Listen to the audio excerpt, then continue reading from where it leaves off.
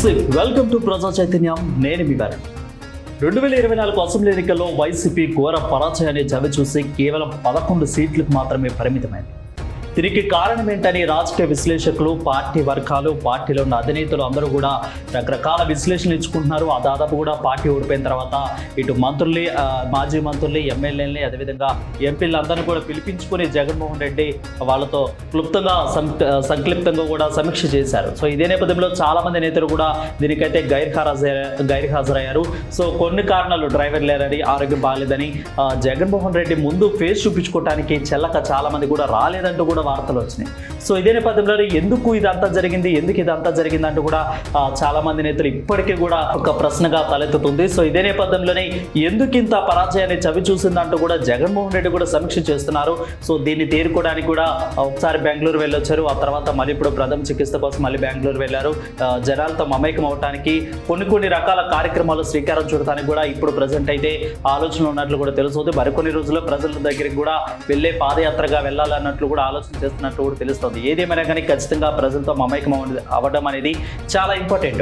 So ఇదే నేపథ్యంలోనే జనాలను తీసేస్తే, అంటే ఓటర్లను తీసేస్తే ఇక్కడ వెన్నెముకదారులుగా ఉంది పార్టీలో నేతలు అంటే కూడా చాలా మంది విశ్లేషకులు అంటున్నారు. మెయిన్ గా కేతిరెడ్డి, అదేవిధంగా పేర్ని నాని చాలా మంది కూడా ఇప్పుడిప్పుడే మీడియా ముందుకు బయటకు వచ్చి సీఎంఓ లాగా నడపలేదు, అదేవిధంగా ముఖ్యమంత్రిని కలవాలన్నా కానీ మాకు చాలా సమయం కూడా పట్టింది, దాదాపు 10 రోజులు కూడా మేము వెయిట్ చేసాము. ఏదైనా కానీ ఆ 2-3 వ్యక్తులే సీఎంఓ దగ్గర ఉండి వాళ్ళే రాజకీయం చేసేవాళ్ళంటూ కూడా ఇదంతా కూడా పాయింట్ల వైజ్గా మనం మాట్లాడుకున్నట్లయితే ఇప్పుడు పార్టీ ఓడిపోవటానికి పార్టీలో ఉన్న నేతలే అంటూ కూడా కారణమవుతున్నారు. సో లబ్ధిదారులకి కొన్ని లక్షల కోట్లు చేరినా కానీ, ప్రజలు ఓట్లు వేయడానికి సముఖంగా ఉన్నా కానీ పార్టీ నేతలే పార్టీలో కూడా ఇలాంటి వెన్నెముకదారులు ఉన్నారంటూ కూడా పార్టీలో చర్చించుకున్న పరిస్థితి కనిపిస్తోంది. సో ముఖ్యంగా పార్టీలో సీఎంఓ దగ్గర ఉన్న వాళ్ళే కొంతమంది, అంటే గ్రౌండ్ లెవెల్లో ఏమవుతుందో జగన్మోహన్ రెడ్డికి చెప్పే కార్యక్రమాన్ని ఎమ్మెల్యేలు వెళ్తున్నా కానీ వీళ్ళు వెళ్లకుండా అడ్డుకున్నారు. అదేవిధంగా వీళ్ళకి ఎటువంటి సమాచారము జగన్మోహన్ రెడ్డికి అందించాలి, లేదంటే మానవీయ జరుగుతున్న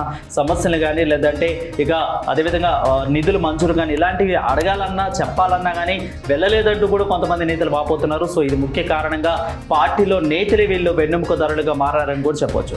నెక్స్ట్ ఇక వైసీపీ పార్టీలో కార్యకర్తలుగా, నాయకులుగా, ముసుగులుగా ఉంటూ కూడా కొంతమంది ఇటు వైసీపీకి సపోర్ట్ చేస్తున్నట్లు కూడా వీళ్ళు ఉంటూ కావాలని టీడీపీకి, కూటమికి, అదేవిధంగా మిగిలిన విపక్షాలకు కూడా సపోర్ట్ చేసే విధంగా వీళ్ళు పార్టీలో వెన్నెముకదారులుగా ఉన్నారంటూ కూడా ఇప్పుడిప్పుడే కొంతమంది మాట్లాడుకున్న పరిస్థితి కనిపిస్తుంది. జనంలో కూడా ఈ వార్త ఇప్పుడిప్పుడే వైరల్గా మారుతుంది.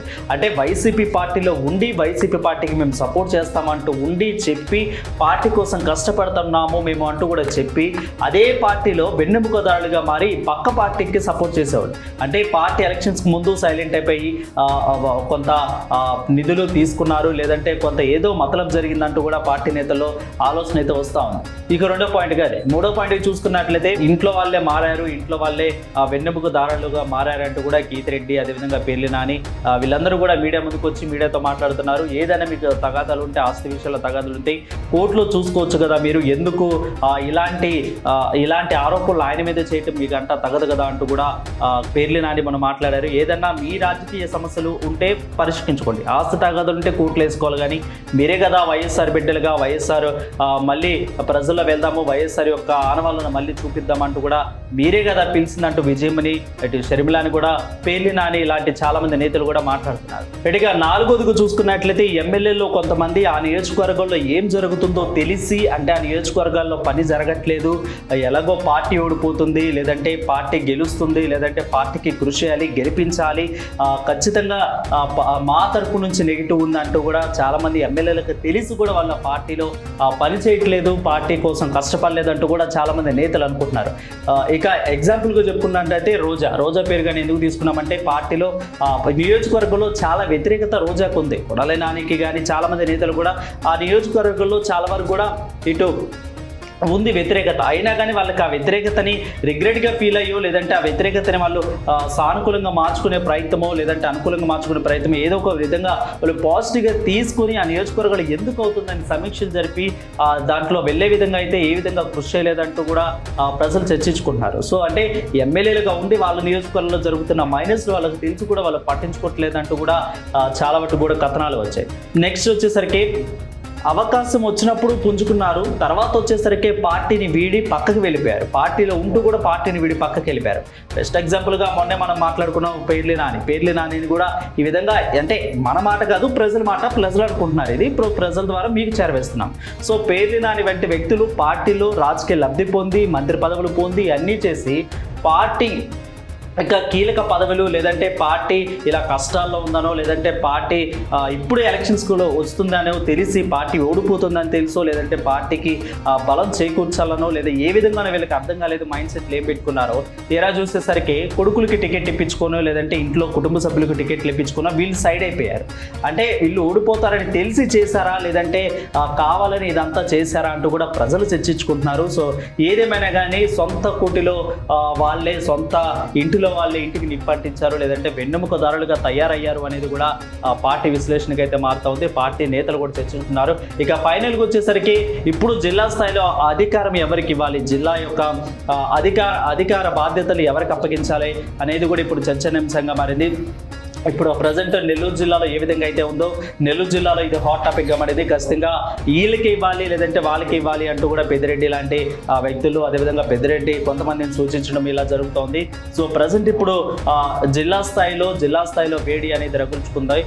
మళ్ళీ జగన్మోహన్ రెడ్డి బెంగళూరు నుంచి తిరిగి వచ్చిన తర్వాత ఈ యొక్క దానికి కూడా పరిష్కారం చూపించి కొంతమంది నేతలు అక్కడ జిల్లా స్థాయిలో వాళ్ళని ఎంపిక చేసి ఖచ్చితంగా వాళ్ళకి పెట్టి, ఇప్పుడు మీరు ఖచ్చితంగా ప్రజల్లో ఉండాలి, ప్రజలతో మీరు మమేకం అవ్వాలి, మీతో పాటు నేను కూడా చేయగలుగుతానంటూ జగన్మోహన్ రెడ్డి వాళ్ళకి సూచనలు సలహాలు ఇచ్చి ఇప్పటి నుండి ప్రజల్లో ఉండాలి అనేది కూడా ప్రజలు కోరుకుంటున్నారు. సో జిల్లా స్థాయిలో అంటే ఎలక్షన్ జరిగి దాదాపు నెల రోజులు పూర్తయి 2వ నెలలో మనం ప్రవేశించాము.